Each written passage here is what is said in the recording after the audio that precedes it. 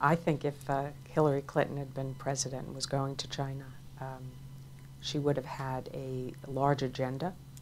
She would have been talking about not just trade, economics, and North Korea. She would certainly be talking about South China Sea.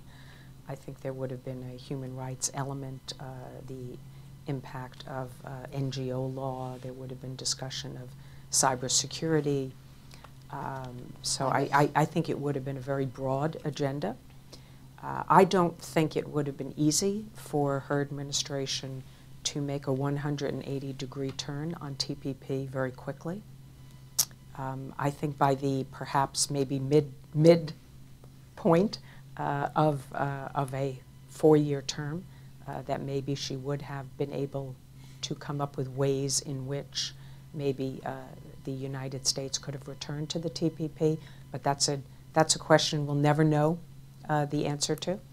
I think that there are many people who would have worked inside a Clinton administration who would have wanted to return to the TPP, whereas, of course, you now have an administration that, even though Trump's position was not that dissimilar, you have all these people in the administration who are against it, with very, very few exceptions. So I don't see any discussion at all. The president is adamant that they will not do that.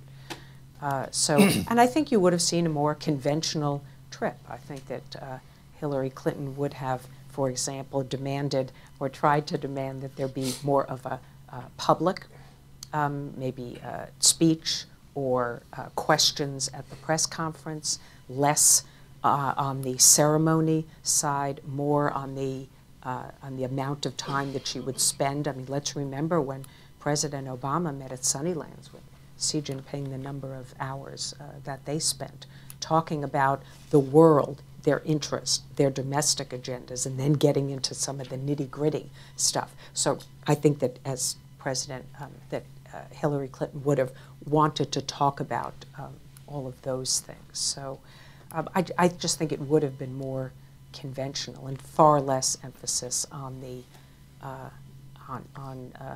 pomp and ceremony. I think there also would have been stress on women and children, because that was something that was very important to her.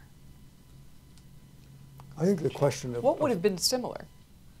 Well, if I can just say, I think one of the big things that would be in the background for Hillary Clinton, first of all, the Chinese were not very well disposed to her. But I think one of the reasons is that she is a representative in ways that President Trump is not of America as a democratic country. And I think that would have, as Bonnie suggested, would have been very much a part of the discussion.